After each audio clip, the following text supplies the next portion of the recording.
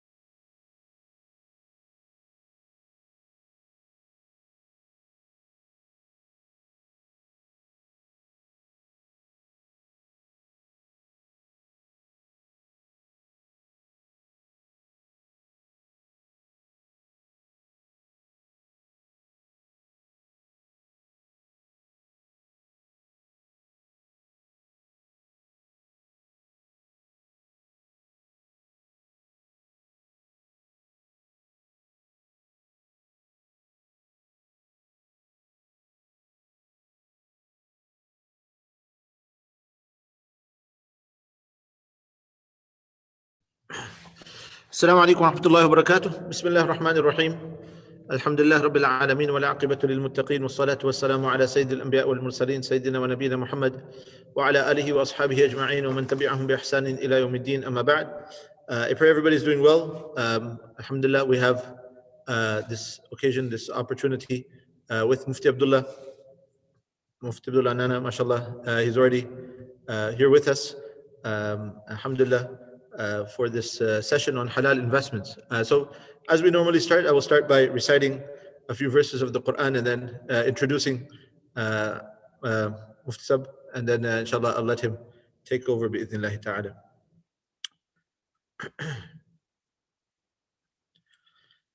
أعوذ بالله من الشيطان الرجيم بسم الله الرحمن الرحيم يا أيها الذين آمنوا اتقوا الله ولتنظر نفس ما قدمت لغد واتقوا الله إن الله خبير بما تعملون ولا تكونوا كالذين نسوا الله فأنساهم أنفسهم أولئك هم الفاسقون لا يستوي أصحاب النار وأصحاب الجنة أصحاب الجنة هم الفائزون لو أنزلنا هذا القرآن على جبل لرأيته خاشعا متصدعا من خشية الله وتلك الأمثال نضربها للناس لعلهم يتفكرون هو الله الذي لا إله إلا هو عالم الغيب والشهادة هو الرحمن الرحيم هو الله الذي لا إله إلا هو الملك القدوس السلام المؤمن المهيمن العزيز الجبار المتكبر سبحان الله عما يشركون هو الله الخالق البارئ المصور له الأسماء الحسنى يسبح له ما في السماوات والأرض وهو العزيز الحكيم صدق الله العظيم. So once again, we're fortunate to have Sheikh Mufti Abdullah Nana, who accepted our invite. May Allah subhanahu wa ta'ala reward you, Mufti Sab, for accepting our invite. And on behalf of the Islamic Center of Oshawa Management, myself and our community, we would like to thank you for accepting our invite. I'll just go a little bit over a brief bio of Mufti Abdullah.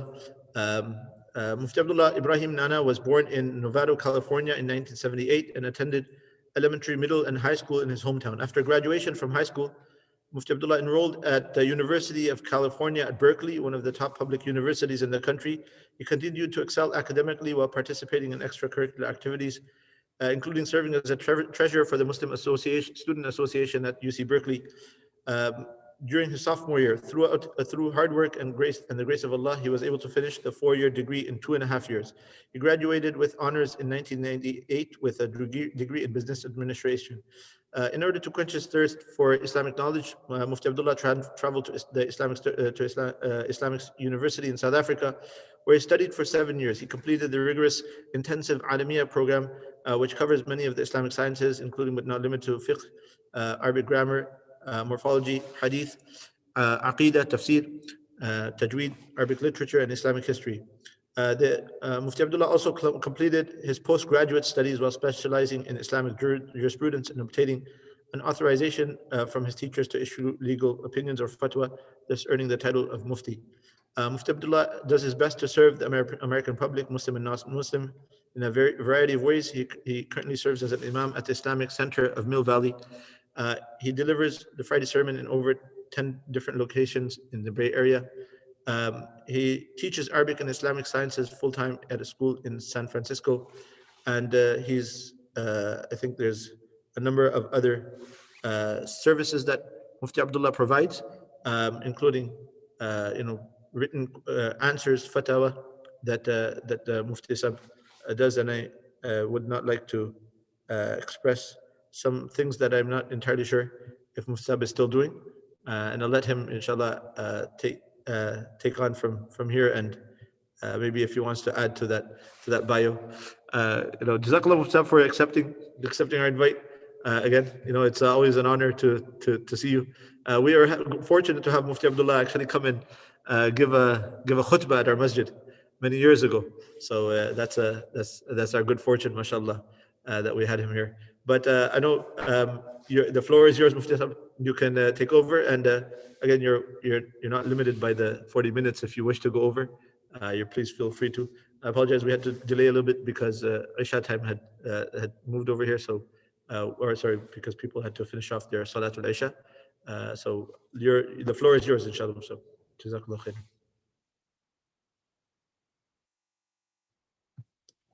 Just have to unmute you. So we just need to unmute. Bismillahirrahmanirrahim. Alhamdulillah bil alameen. Wassalatu wassalamu ala nabiyil kareem wa ala alihi wa sahbihi ajma'in. Wa ba'd. To incorporate both the American community and the Canadian community, I think we can use the term North American community. So inshallah, we in that way we cover both. And to all of our viewers and listeners from Oshawa, mashallah, I wish to welcome all of you. I've visited your masjid way back when it used to be a small house. And alhamdulillah, we visited the masjid and stayed there in the path of Allah subhanahu wa ta'ala. We slept in the basement. Alhamdulillah, we have a long connection with the Oshawa community, including the Ismail family, Qasim Ismail, Ibrahim Ismail, and others, mashallah. And mashallah, the Imam Shakir, and the masjid community as well. So I would like to sincerely thank all of you for inviting me today and giving me this opportunity to speak, and also for attending this program. So the topic today is one of the most interesting topics, fascinating, and one of the topics with the most hype. And we see in the last two months or so, people have been talking about GameStop. They've been talking about the stock market, Bitcoin. So really, the discussion has reached a level of a frenzy. Right? I can say that over 14 years, I've never seen more interest, I've never seen more questions, I've never seen more discussion on Islamic finance, on investing, on the stock market, on 401ks, Bitcoin, etc. So alhamdulillah, it is a good sign. And alhamdulillah, by the grace of Allah subhanahu wa ta'ala, it shows good interest within the Muslim community. We hope to channel this interest and harness this interest and point it in the right direction. So inshallah, today's lecture will serve as an introduction. To be fair, mashallah, there are many exciting topics that we'll be discussing today. And in the flyer as well, we have, the flyer has discussed and mentioned many of these hot topics, many of these interesting topics. So to be fair, as a disclaimer, today's lecture is an introduction. We cannot cover all aspects and all of these issues today in about 45 minutes. We cannot do justice to these issues and topics. So as a starting point, I think it's important that we understand the basics of the Islamic rulings regarding these matters. And we also understand the importance of Islamic literacy. Right? So Islamic literacy, what does this mean? That every Muslim has to have a basic understanding of the issues they're involved in on a day-to-day basis. For example, if a Muslim is running a shoe store, or if a Muslim has, for example, a cell phone business. So the point is, every single Muslim that's involved in a type of work, that's involved in a type of job, that's involved in a type of investment, that's involved in some day-to-day activity. It could be driving Uber Eats, it could be driving a car, doing delivery service. Whatever we are doing, we as Muslims need to know the Islamic essentials and the Islamic basics, and to have a basic Islamic literacy about what we are involved in, or about that activity which we are doing. The Prophet Muhammad ﷺ is reported to have said, "Talab al-ilm faridatun ala kulli Muslim." The pursuit of knowledge is obligatory on every single Muslim. So what this means is, if we were to apply this to our current situation in North America, inshallah I'll be using North America, that we as Muslims need to know the Islamic basics and the general rulings and a basic understanding of many of these concepts that we are dealing with on a daily basis. For example, the stock market. For example, riba and interest. For example, purchasing a home. For example, Bitcoin, etc. We need to have that basic knowledge. And very interesting to see in Islamic history that during the time of the righteous predecessors, what we refer to as Salaf as-Salih, the righteous predecessors, before a person could even do business, before a person could even open up a store in Madinatul Munawwara, first that individual would have to obtain, or would have to have the basic understanding of the laws of interest in Islam, riba in Islam. So imagine, respected friends, this was part of our tradition. That in today's world, we understand, if a person wants to open up a store, they have to get the necessary paperwork, documentation, licenses, city approval, and so on. A person can't just open up a store like as they want. There are rules, there are regulations. In the same way, in our Islamic tradition, a businessman or a store owner would first have to pass a basic literacy test, would have to first answer some questions and have a basic understanding of interest and interest-bearing transactions and lawful transactions. If they did not possess this basic knowledge, they were not allowed to open up a store. They were not allowed to do business. They were not given a license to do business in that city. So this is an important point worth noting, And one of the objectives of this conversation and discussion with you today is to highlight the importance of this. That we as Muslims, we hear this hype, we want to jump on the bandwagon, we want to get involved with investing, we want to start investing in the stock market. But the important step before doing all of this is obtaining that basic knowledge and ensuring we have a good understanding of this, ensuring that we understand the fundamentals before proceeding forward. Right? It is sad to see many Muslims throughout North America have sometimes hundreds of thousands of dollars invested. Their daily job is involved with the stock market or involved with mortgages or involved with a bank or involved with these type of institutions. Yet, they have all the credentials. They might have a master's degree, an MBA. They might have the job training, but they lack the Islamic training. They don't have the basic Islamic understanding, and unfortunately, they're involved with these transactions, and for years they'll stay involved with these transactions and these business dealings without the proper Islamic knowledge.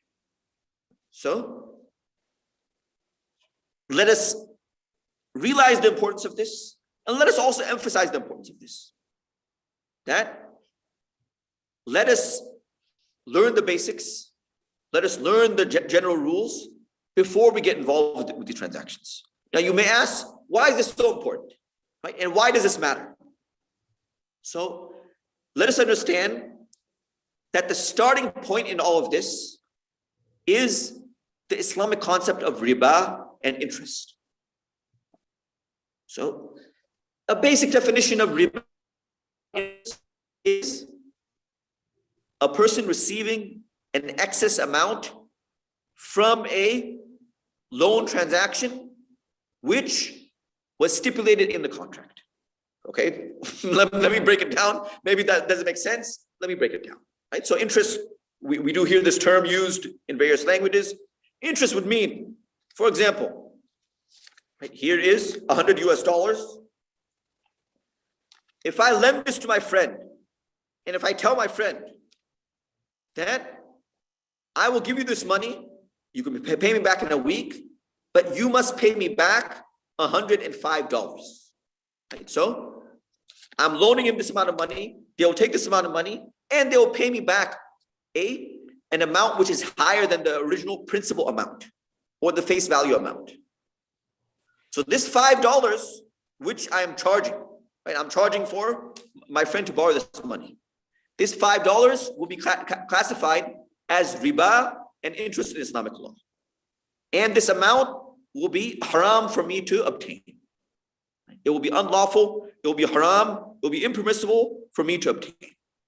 Now, unfortunately, if we are following this North American context and the world we're living in, almost every single person is involved in some way or form in interest. Unfortunately, all the bank accounts that we see in front of us have a savings account. They have the option of earning interest. And the norm in North America is for people to obtain interest-based money. It's a given, it's expected, right? And it's normal practice. Right? If you have $100, why not earn interest on it? Why just leave it there? Why put it under your mattress and leave it there hidden in your mattress? Why not earn some money off of it? Right? So unfortunately, our Western financial system and our Western investment system and our Western home purchasing system, mortgage system, they're all based on interest. Now, how serious is interest? Why is it a big deal? So the scholars of Islam and Allah subhanahu wa ta'ala directly in the Holy Quran has explained the great harms of interest.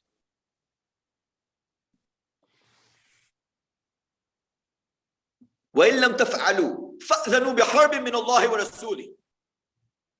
Friends, the scholars mentioned that Allah subhanahu wa ta'ala, the most great, only in two circumstances does he ever declare war on a human being or declare war against anyone.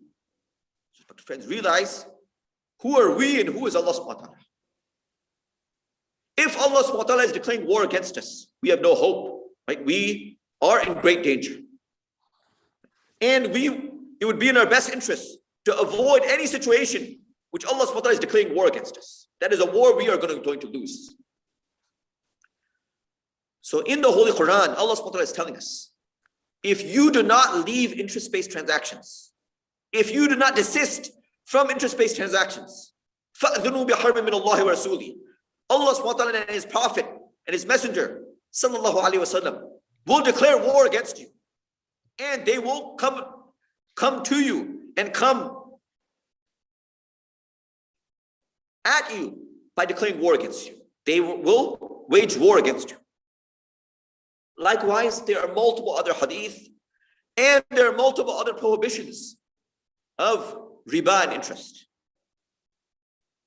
So we as Muslims should avoid riba and interest in any form and any way whatsoever. Any way whatsoever. In our day-to-day transactions, in our business transactions, the main goal of Islamic finance and the main objective of this lecture today as well is to highlight the danger, the harms, and the negative consequences of being involved with interest. Interest, yamhaqullahu riba wa yurbi sadaqat. Interest has no blessings. A person that's earning their money through interest, they will have no blessings. That money will not last. That money will not have blessings. And it is a major sin. There are great harms with being involved with interest. لَعَنَ اللَّهُ آكِلَ رِبَا وَمُوكِلَهُ وَشَاهِدَهُ وَكَاتِبَهُ رواه الترمذي أو كما قال عليه الصلاة والسلام. Allah subhanahu wa ta'ala's curse is upon that person who gives interest or takes interest, or even witnesses interest, or records an interest-based transaction. The harms and the sin of committing interest is like fornicating with your own mother on top of the Kaaba. Na'udhu billah, may Allah forbid. So there are great harms, there are great punishments, there are great dangers in staying involved or being involved with riba and interest in any shape or any form. So you could say that the objective of today's lecture, the objective of Islamic finance, is for Muslims to avoid interest in all aspects of their life, including investing in the stock market, including purchasing a home and obtaining a halal mortgage, or halal home financing versus non-halal financing. So this is the overarching theme. This is the main focus of this entire conversation and of the principles of Islamic finance. And this is the main principle behind the Islamic Finance 101, the basics of investing and the basics of Islamic finance as a whole. So why is this so important? Many a time, one transaction may seem to be exactly the same. This is one of the most common questions people have. What is the difference between Islamic finance and normal finance? It looks exactly the same. The model looks exactly the same. But friends, there's more to it than meets the eye. And sometimes two transactions look exactly the same, but one is halal, one is completely lawful, one is haram, one is completely impermissible. And only that person who has a watchful eye and who has a deeper understanding, they can tell the difference between the two transactions. The average person will not be able to tell the difference. They will think the two are exactly the same. So after interacting with the North American Muslim community and after doing various lecture programs, I can tell you the biggest misconception and the biggest issue which North American Muslims have is understanding Islamic finance, is understanding the Islamic rules and principles behind interest and buying and selling, and understanding the difference. So you may ask again, what is the actual difference? How do we understand the difference? So let me give you a good example that will highlight this point. So this is an example we can relate to. We have two households, two individuals. There are two houses side by side. Let's say in house A, we have Shakir living in that house. Part of the example. Shakir, part of the example. So we have Shakir living in the house, living in house A. And in house B, we have Zayd living in that house. So if we look at that house, in house A, we have Shakir, who is living in the house with a woman. In house B, we have Zayd living in the house with also a woman. These two households exist side by side. In house A, Shakir lives in the house. He lives with this woman. They have children together. They live together. They travel together. And they have children together. Okay. Likewise, house B, Zayd lives there. He lives with this woman. They eat together. They live together. They have children together. They travel together. Now, the average person that looks at these two houses, they think they're exactly the same thing. What's the difference? So, an example we can relate to, our elders have given us this example. In house A, Shakir went to an imam, went to a Maulana, and he did his nikah, saying, nikahtuha and qabiltuha. So in situation A, Shakir is living in a halal relationship. His living there is halal. His children are also legitimate. And that house is based on halal. House 2, house B, where Zayd is living. Zayd is also doing everything the same as Shakir. He's living in a house with a woman. They're having children together. But Zayd did not go and do ijab al-qabul. He did not do the Islamic nikah. Therefore, those children are illegitimate in Islamic law. Therefore, his living with that woman is unlawful in Islamic law. Now, looking at the apparent, these two situations look exactly the same. Looking at the parent, what's the difference? Both of them are living in houses together. Both of them are having children together. What's the difference? Respected viewers and listeners, there is a big difference between the two. But my point is, we cannot only look at the outward form, we cannot only look at the outward scenario, we have to look deeper.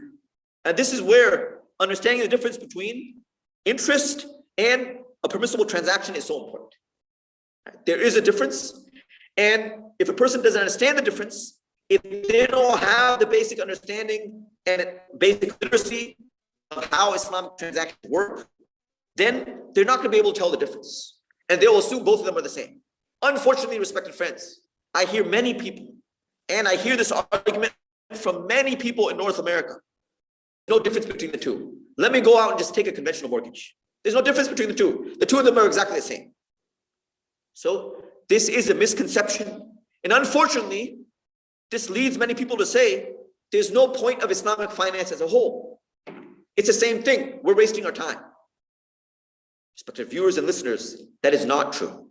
There is a difference. And we need to educate ourselves, obtain that basic understanding so we can see the difference between the two. So let us take it a step further. Inshallah, hopefully, today I can give you some basic tools and a basic understanding to help you understand some of these concepts.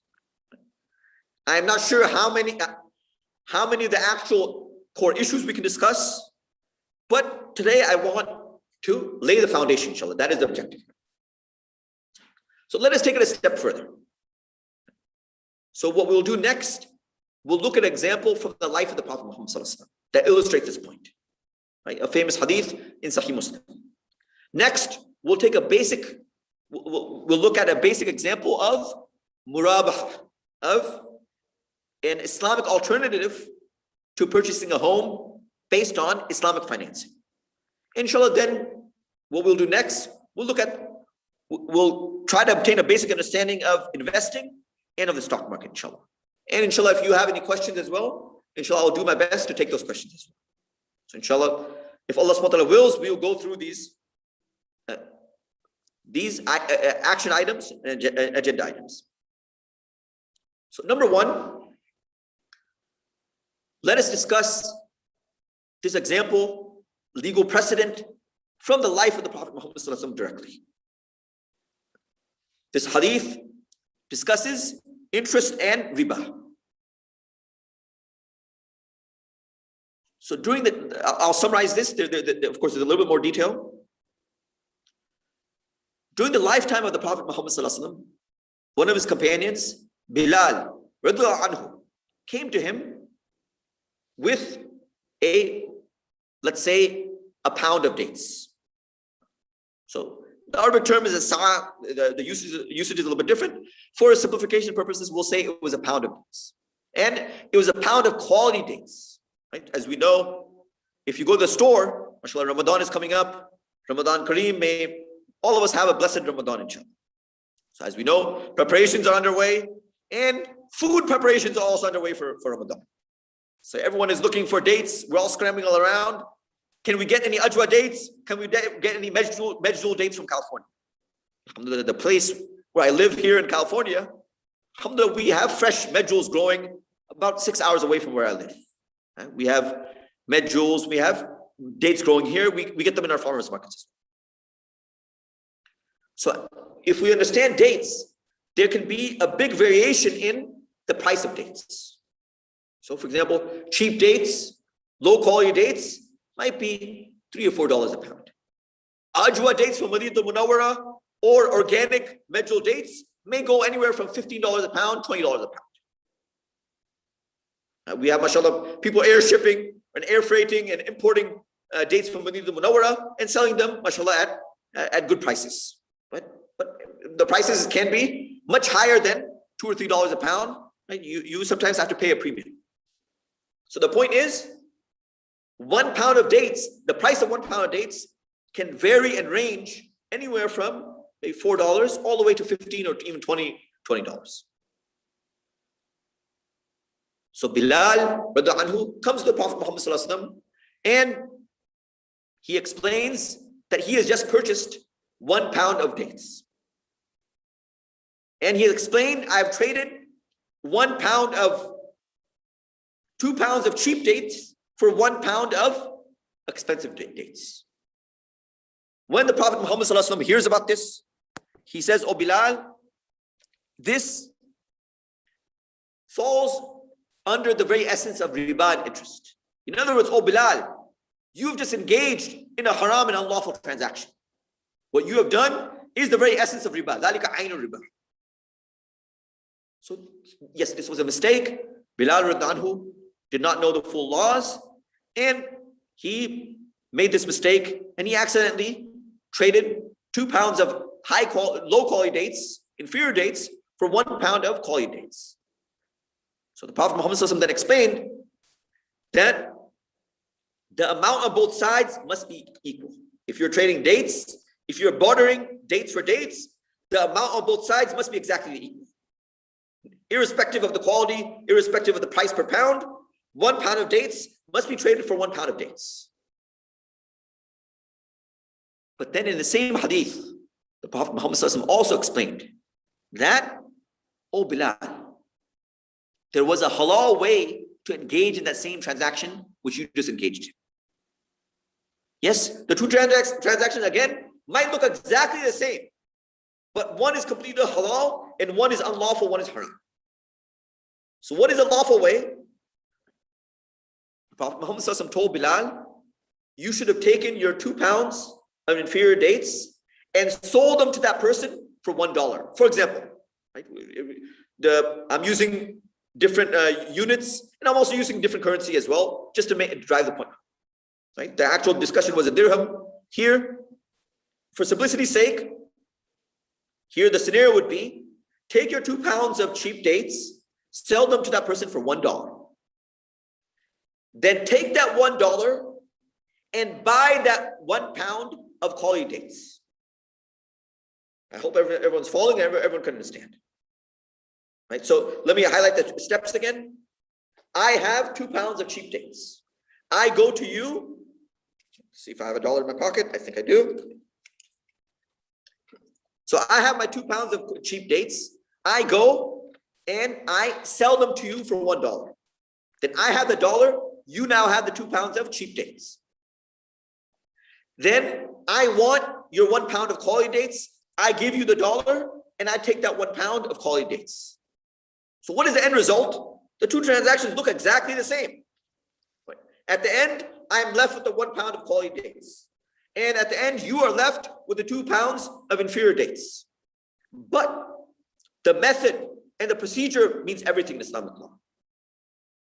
So the first transaction, outright trading 2 pounds of cheap dates for 1 pound of quality dates, is interest, is riba, it's haram.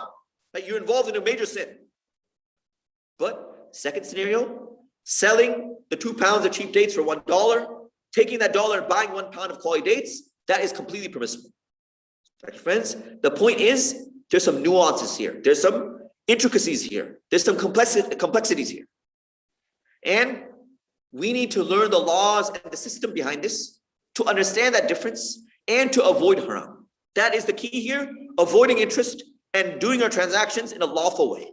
That is the objective, that is the goal. To ensure every single one of our business transactions, our investing transactions, our home purchasing transactions are done in a lawful way. That is the key here. So let me take it a step further. And inshallah, let us apply this to home financing.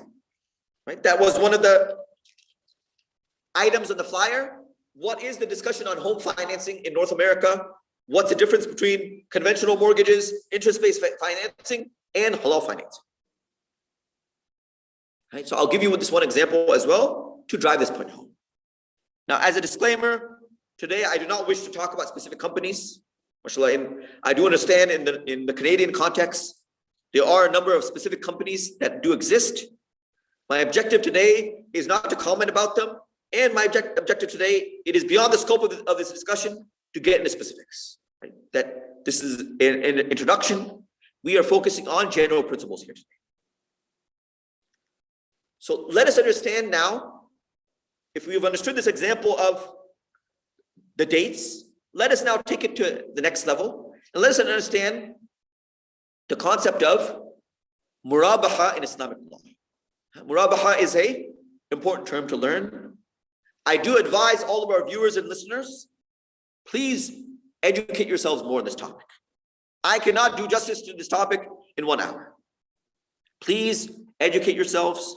Please learn more about this issue. And an excellent start is a book written by Mufti Usmani, an introduction to Islamic finance. An introduction to Islamic finance by Mufti Usmani. Right. MashaAllah, there are PDFs online. The book is widely sold and distributed. So please read this book from beginning to end. Inshallah, you get more insight. And inshallah, you understand many of these key concepts that I'm discussing. Inshallah, this basic education will empower you when it comes to investing, when it comes to purchasing a home in the Islamic way, when it comes to buying and selling, and when it comes to doing business in North America. And inshallah, this book will also enable you to avoid interest in all aspects of your life, inshallah. And avoid riba in all aspects of your life. Okay, so now let's understand what murabaha means. Murabaha in simple terms, this is an Arabic term. It signifies an installment sale and an installment-based transaction. So what does this mean? For example, a person goes into Best Buy, wishes to purchase a home or wishes to purchase a car, and they do not have the full amount of money to purchase that car. Right? So as a result, this will be a installment sale or a credit-based transaction. So what's the difference? For example, I can even tell you in Islamic law, I have a new iPhone 12. And I'm willing to sell that phone to you for a cash price of $1,000. But if you do not have cash, I will sell you that same iPhone 12 for $1,100. So if everyone understands what's going on, for example, I will tell you, if you can pay me $1,000 right now, I will give you the iPhone 12. But if you do not have cash, then you can pay me in 1 year, but you have to give me $1,100. So I hope this example is clear, respected friends. This is what's referred to as asset-based financing. Asset-based financing. And the point is, in Islamic law, I am allowed to make a profit on a tangible item or thing which I am selling. In other words, I can make money off an object. I can make money off a phone. I can make money off of some tangible object which I'm selling. But in Islamic law, I cannot make money off of money. This is the key concept to understand. I cannot make money off of money.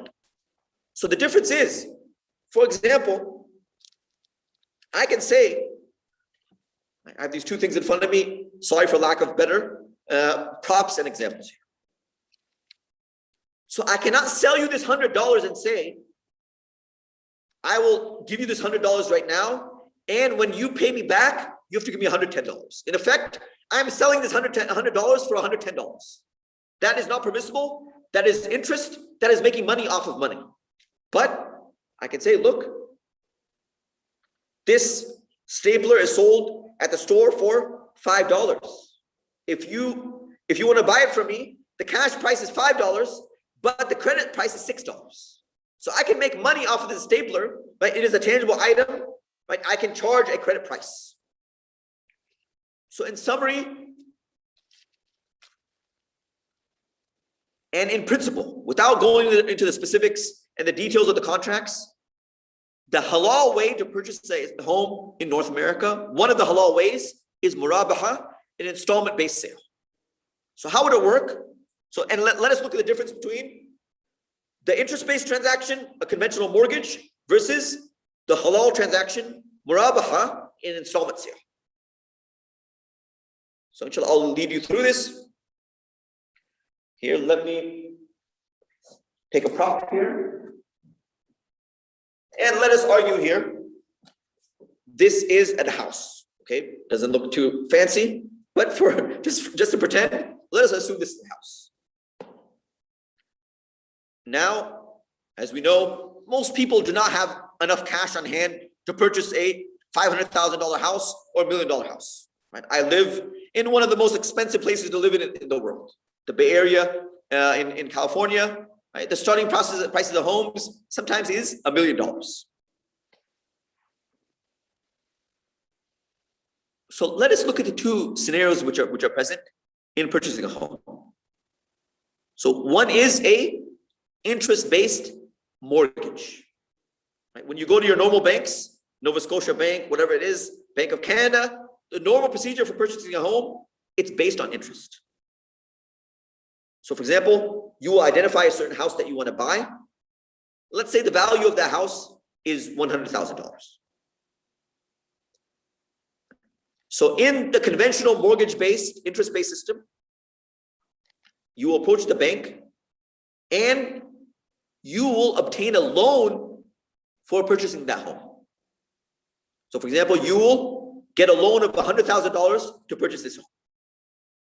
Of course, the bank is not going to give you that money for free. They will charge you interest. So for example, over 30 years, you might be paying back with the annual percentage rate, with the interest, you might be paying back $150,000. Okay?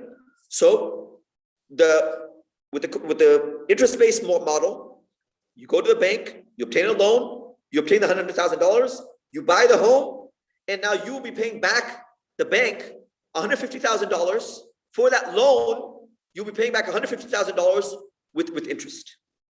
Right? So the home cost $100,000. You're going to be paying back the bank $150,000. So that is the conventional mortgage process on a simplified level. Yes, there's other process. There's also a down payment as well, which I'm not discussing. There's a detailed contract. Today, I'm just simplifying it for you. So that is an interest-based transaction. Now, murabaha at a basic level without additional components, murabaha would mean you wish to purchase the same home. The cash price is $100,000. So of course, there are additional factors to consider. There are other things to look at as well. But at a basic level, the murabaha model, installment sale, you would approach an Islamic home financing company. and you would identify, this is the home that I wish to purchase. And you tell them the home is currently selling for $100,000.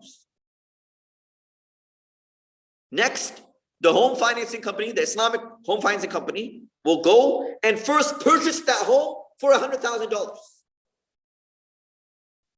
Then, after owning that home and being the legal owner of that home, both in Canadian law or American law and Islamic law, after taking possession of that home, they will turn around and sell you that home for a profit, installment sale. So for example, each month your payment might be $1,500 and you're now going to be paying them back over time. Respected friends, remember the earlier example I gave about the two people living in the home side by side. Remember the earlier example I gave of buying 1 pound of quality dates or trading 1 pound of quality, 2 pounds of inferior dates for 1 pound of quality dates. Remember all those examples. Again, look at these two scenarios.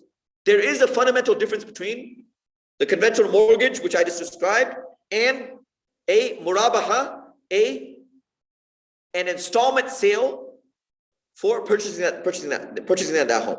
An installment sale for the purchase of that home in Islamic law. The two transactions might look very similar.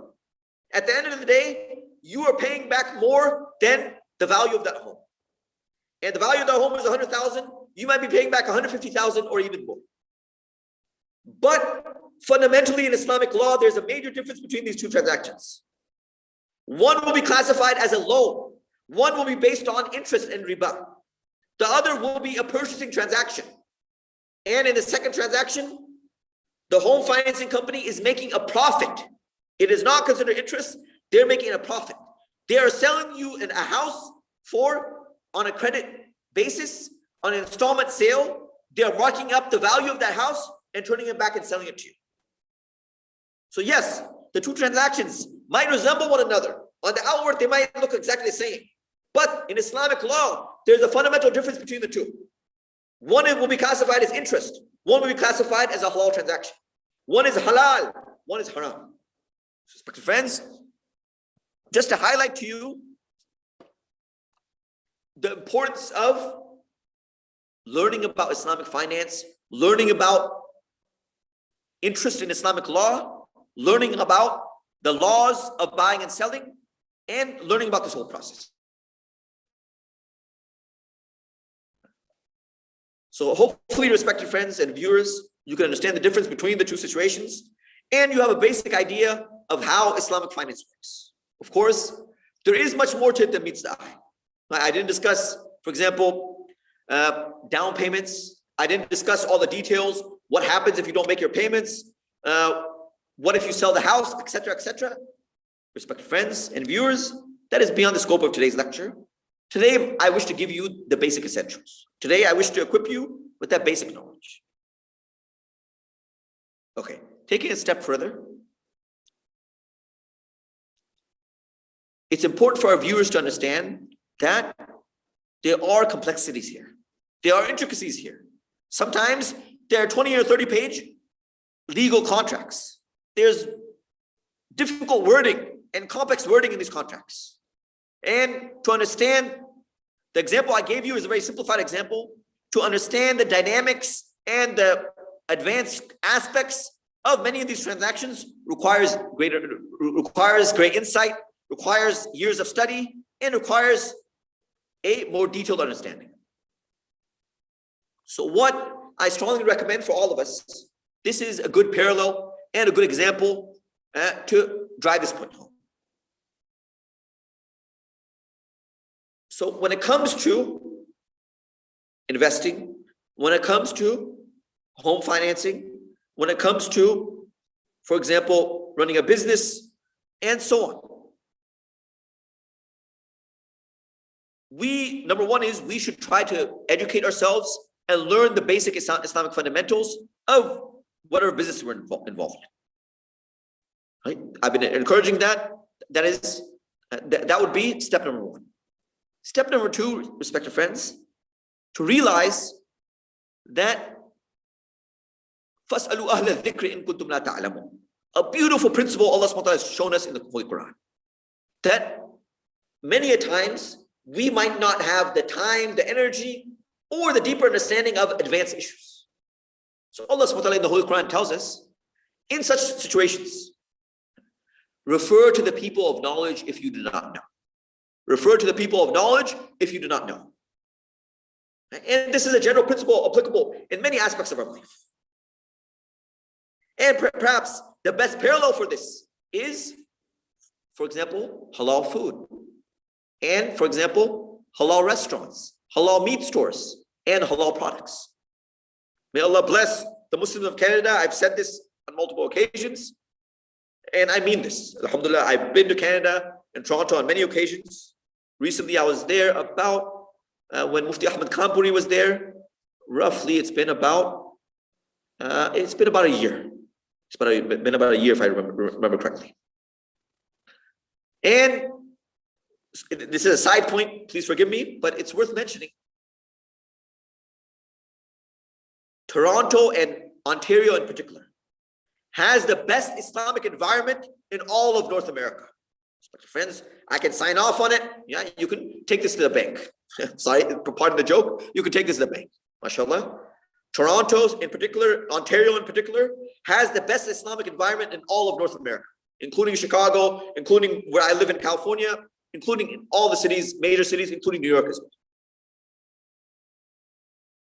You may ask, what is my point? My point is, you also have a very developed and advanced system of halal certification, known as HMA, the Halal Monitoring Authority, my sister organization in Canada. Right? In fact, the organization that I work with here in America, the Halal Food Standards Alliance, the Halal Advocates, we are trying to replicate something similar to what HMA is doing in Canada.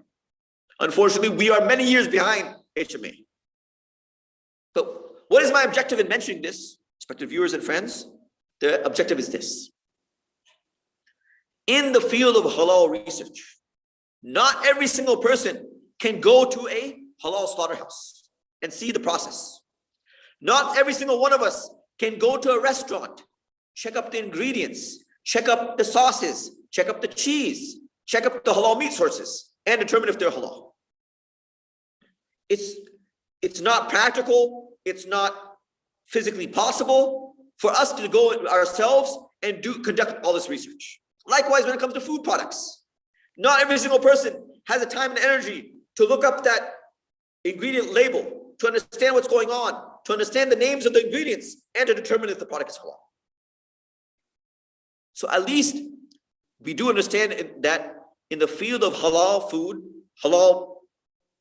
products, halal meat products, we tend to refer to people, we tend to outsource, for lack of a better term. We tend to rely on someone else. And we understand the importance of a system, of a halal certification system, where someone is doing that work for us. Right? Someone has taken on the responsibility and the burden. They will go to that slaughterhouse for us. They will inspect the process. They will make sure that it meets the requirements.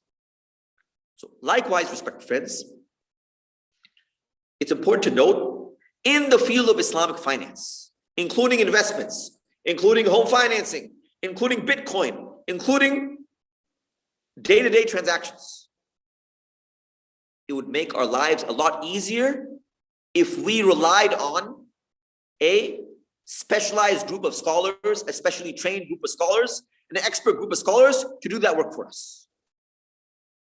So instead of us looking at a 20-page contract for a home financing company, instead of us looking at the fine print of an investment platform, the safest thing and the easiest thing for all of us would be to outsource to someone else, to have someone else do that research for us. So that is why throughout the world, there is this system of Sharia advisory services, Sharia compliance. And whether it's, mashallah, the Middle East, Dubai, Malaysia, Indonesia, they have a very advanced system in place. And there are hundreds of experts. They go over the model, they do the research for us, and they make our lives easier for us.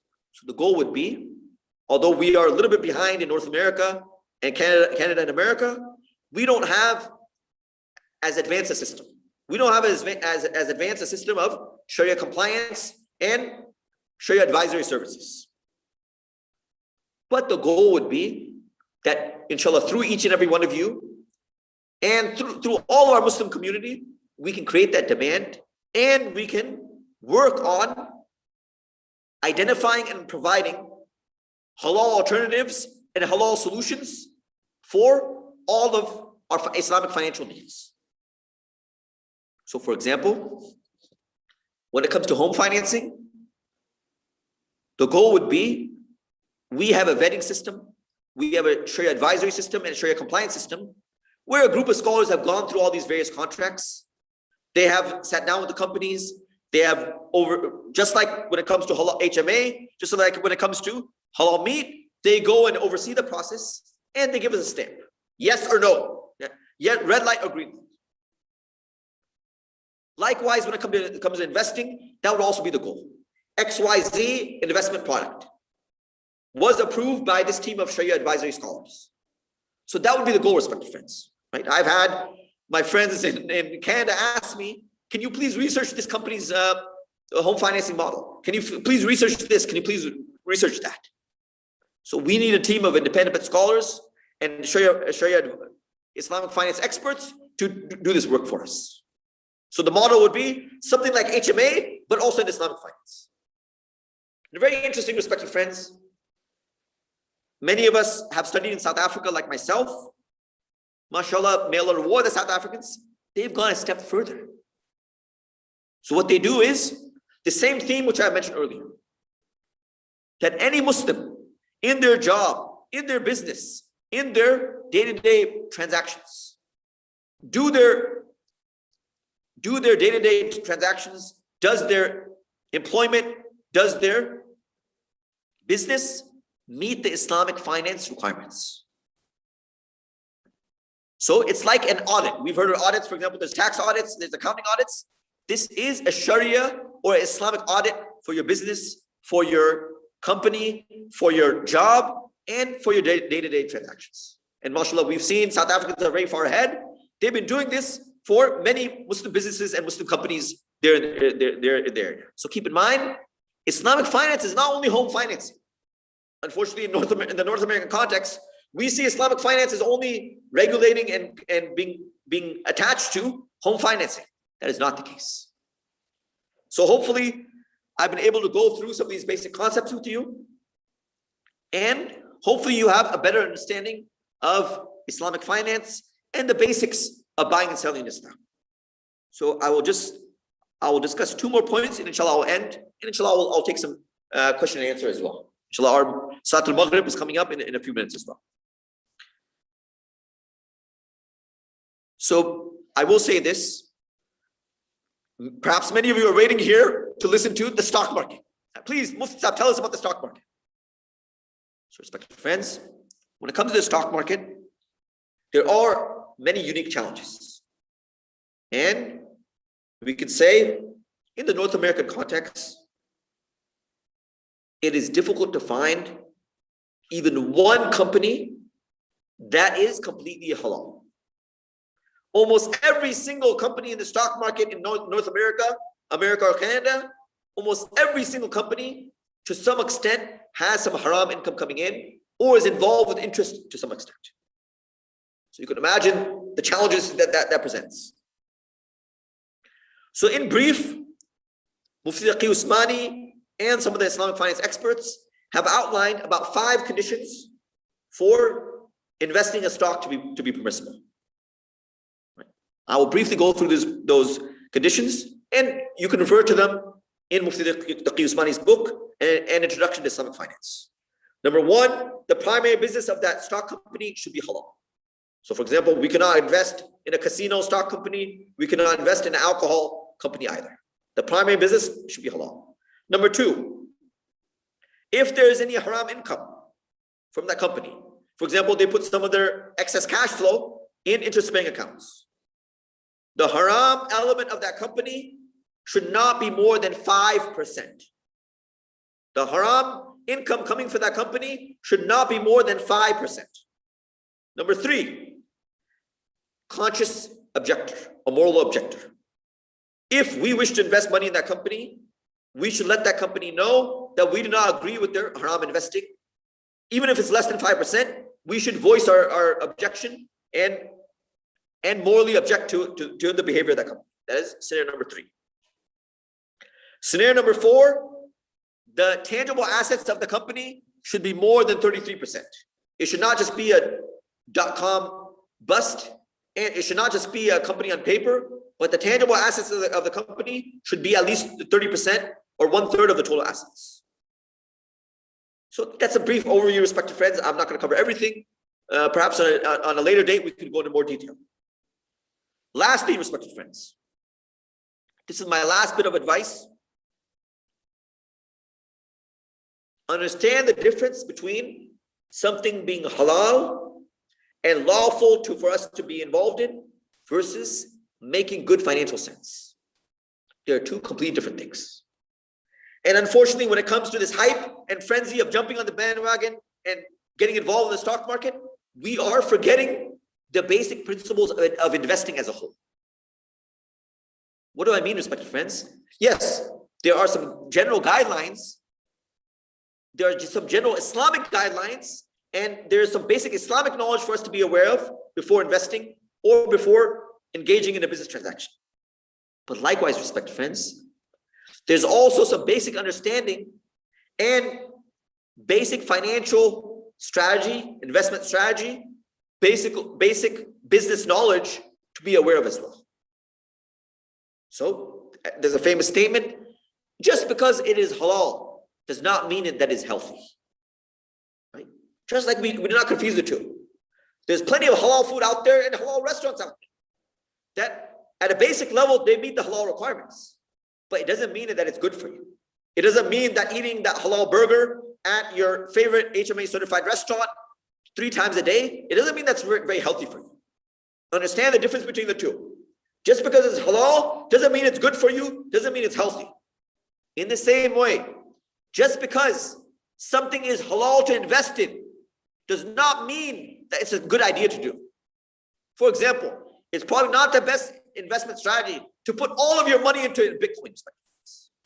Whether it's halal or not, that's a separate matter. There's basic investing strategy. There's also basic knowledge, diversifying your portfolio, managing risk, and so on.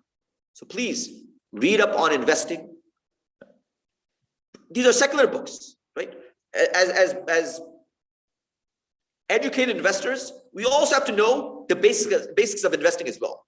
Investing for dummies, investing 101. So please educate yourselves. And what it means is, just because something is halal doesn't mean that you're going to necessarily make money off of it. You actually, if you make stupid investing decisions, you might lose all your money, even though all those investments were halal. So please understand the difference. Please educate yourselves before you jump on the bandwagon, before you start investing blindly in stocks or engaging in day trading. Please educate yourselves. Please learn the basics and learn some strategy. It doesn't make sense to randomly put your money into something without a strategy, without an objective. Friends, that is my presentation for today. I do see a few questions.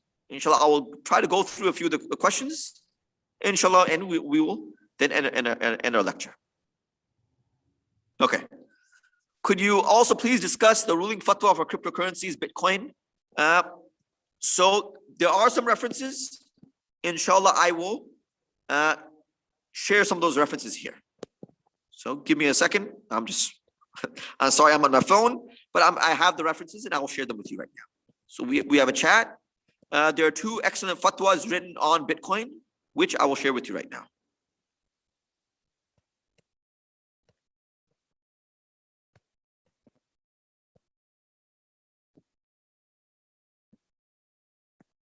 Okay, so this is just a quick way of answering the question, if you just bear with me. Okay, so this is a research paper on Bitcoin. That's one. Let me give you a second one as well.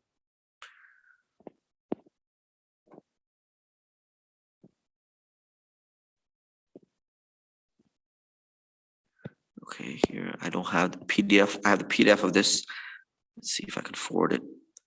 Okay, so Imam Shakir, if you don't mind, I'll forward it to you, and if you can share it with the rest of the group. Definitely, inshallah. Please. Okay, sorry if you don't mind. Yeah. Okay, so I've sent you two excellent research papers.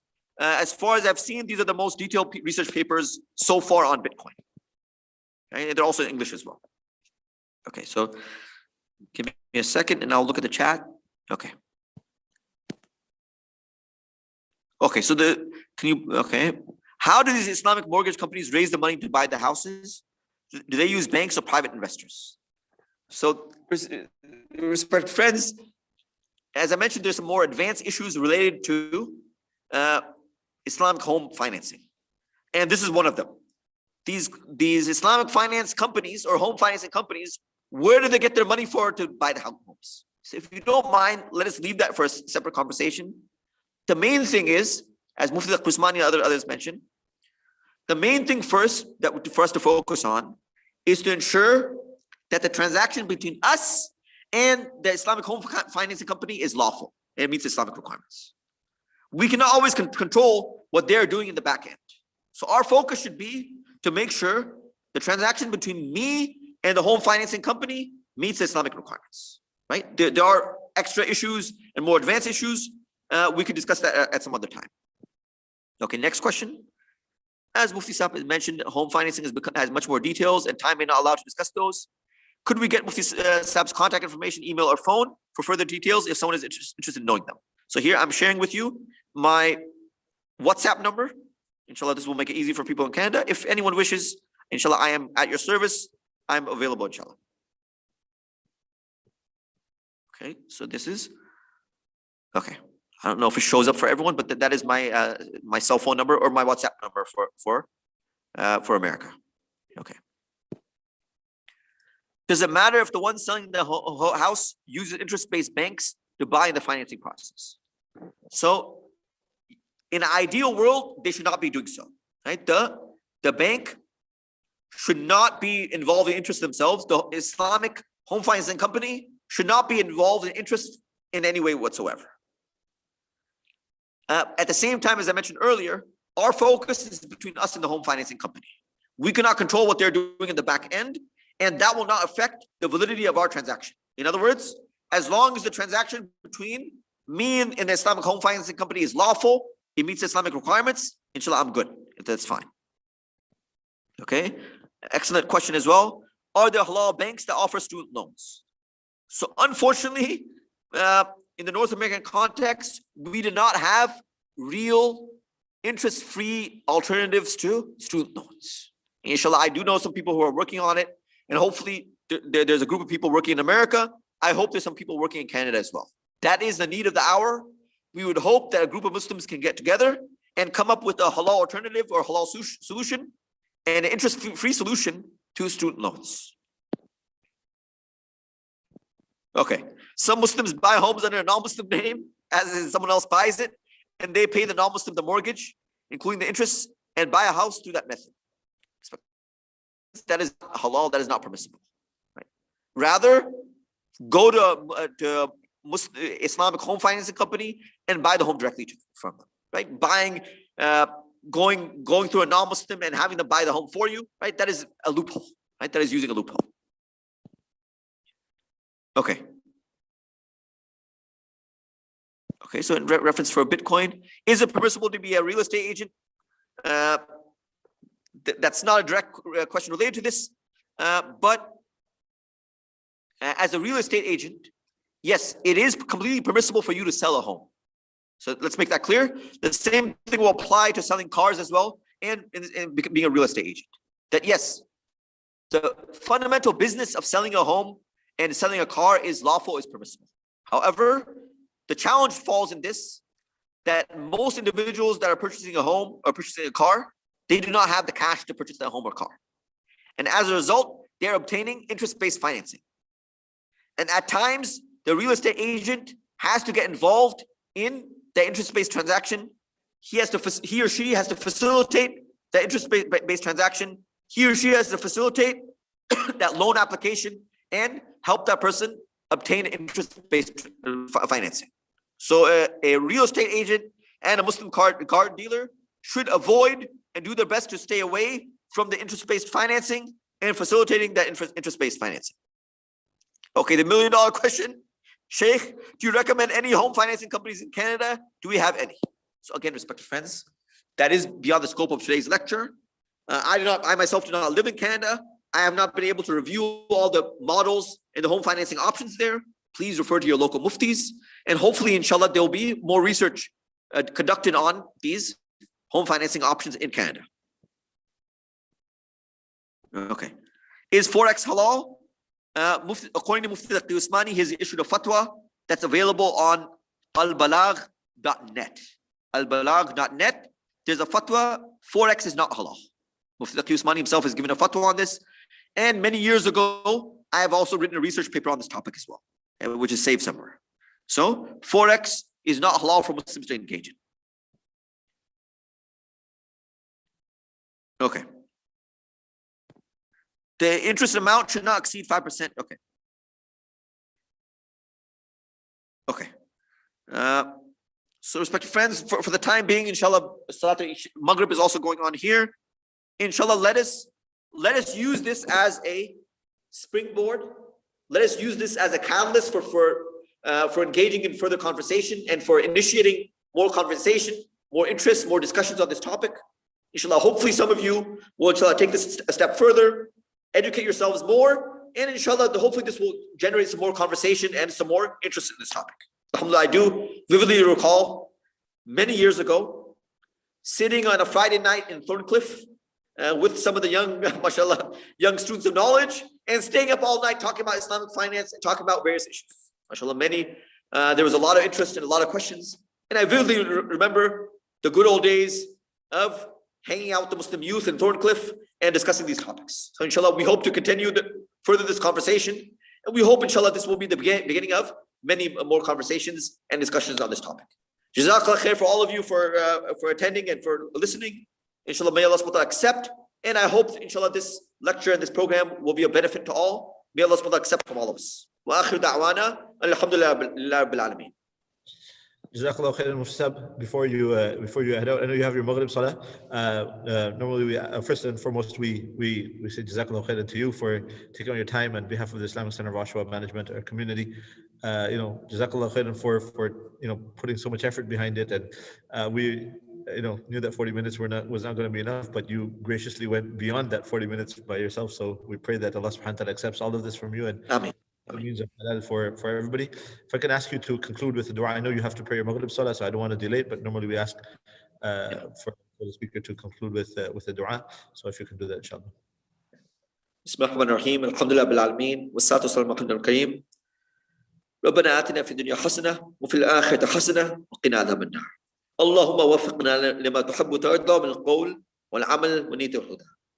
اللهم اكفني بحلالك عن حرامك وأغننا بفضلك عمن سواك. ربنا تقبل منا إنك السميع العليم. سبحان ربك عما يصفون وسلام على المرسلين والحمد لله رب العالمين. جزاكم الله خير. Inshallah. Jazakallah khairan once again, Mufti. May Allah subhanahu wa ta'ala reward you, and we'll keep in contact, inshallah. It's nice to see you again. But and then we'll figure out the next session, inshallah. For the individuals that were looking for the Bitcoin fatwa, I will repost it here, and I will also get Mufti's permission to send his WhatsApp number. I think some of we're not able to get the WhatsApp number in the chat. I don't know if Mufti wants to post it again. Sure. Yeah. So. I think if I send it to the chat, it's going to OS. So let me see. Everyone. Okay, 1 second. Here. I should be able to do this. As I normally say, these type of discussions, mashallah, our speakers, they go out of their way to prepare and give a lot of information. It's really our responsibility to revise that. We can go on to the Islamic Center of Oshawa, our YouTube channel. The talk will be recorded there. It's already recorded there. You'll have access to it. So I recommend that, as always, it's important. A lot of research goes into and preparation goes into our speakers giving their talks. It's only appropriate that we go and listen to it again and try to revise some of the points that were mentioned. Especially because, as Mufti Sahib pointed out very beautifully, that this is a very hot topic, a very important topic, and a very necessary one. a lot of people have questions, and they don't realize that the base of their question is really related to interest and riba. So it's very important for us to educate ourselves. I've also posted the link to the book of Mufti Taqi Uthmani, and I will do that again, inshallah, that we can benefit from. The introduction to Islamic finance, as Mufti pointed out. So we could, make an effort to go and, read up, not just to ask the question, but also to make an effort to do some study on our own so that we are prepared and have some idea behind what we are supposed to, what we're responsible for. So again, this is a little bit on my part, inshallah. We pray that Allah subhanahu wa ta'ala accepts from Mufti, and may Allah subhanahu wa ta'ala bless him and his family. May Allah subhanahu wa ta'ala reward him, and may Allah subhanahu wa ta'ala make this a means of acceptance for all of us, inshallah. So I know there's a lot of questions still coming on. Jazakallah khairan to everybody for their participation and wanting more information. And maybe, inshallah, we can try to get something that is more appropriate. Well, I mean, somebody, I know that there's some questions related to a second session. Inshallah, hopefully, we can get Mufti Sahib to come back at some point and discuss with us further and see what we can do in that regard.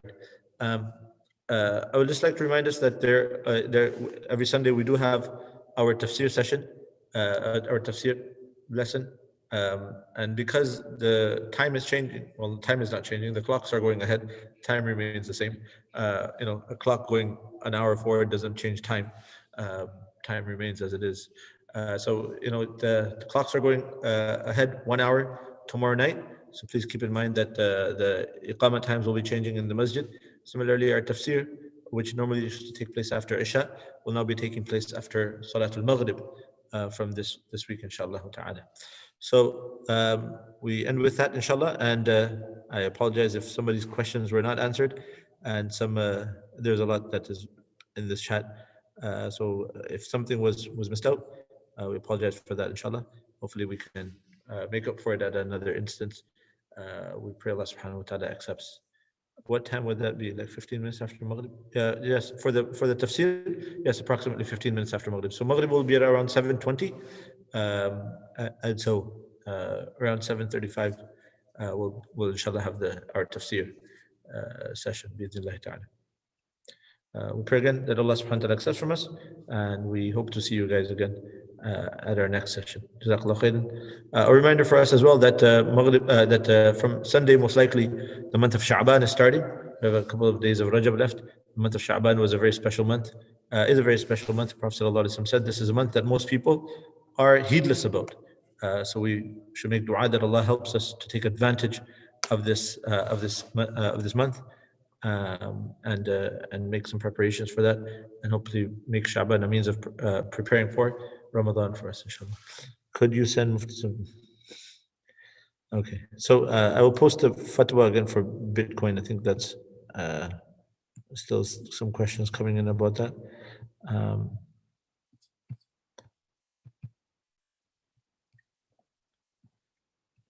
And I think Mufti also posted a link.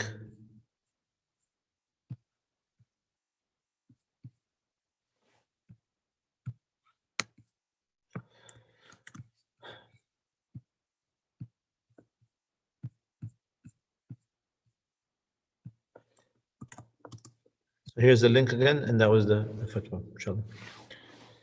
Barakallahu feekum. Assalamu alaikum wa rahmatullahi wa barakatuh.